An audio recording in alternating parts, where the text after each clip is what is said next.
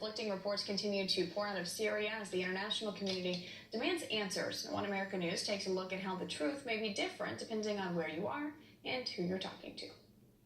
The situation in Syria remains in flux, as a lack of access has resulted in uncertainty and conflicting reports as to what happened the night of the alleged chemical weapons attack in Douma. We can't get to the site ourselves, but every day, evidence and witnesses come across this border wall with more horrific details. Many media outlets have been unable or unwilling to enter the war-torn country of Syria. But that doesn't mean access has been non-existent, as One America News was able to get a reporter on the ground in Douma.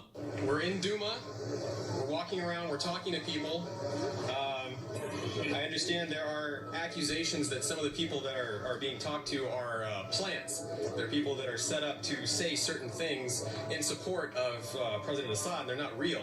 So we're walking up to random people at this point, asking them questions and what they think about this situation. Fox News was able to get as close as the Turkish-Syrian border, where buses full of the few remaining rebels in Syria have been sent to after the Assad regime took control of Douma. Multiple sources have told us that rebels are no longer in that part of Douma. In fact, they have left. They were bussed out under a deal done by the Russians. Reports from those fleeing Douma tell a story of the deliberate use of chemical weapons, launched by the Syrian regime against the civilian population.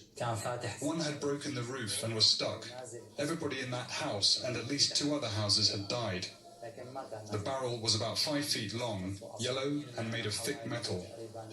Doctors said they only had room to treat those who had a chance of survival. They left the others to die. Meanwhile, reports coming from the now regime-controlled city of Douma are telling a different story. We've talked to 2 doctors, a general surgeon, several of the nursing staff, a number of the patients who were in the hospital that day. Not one person saw any sign of a chemical attack.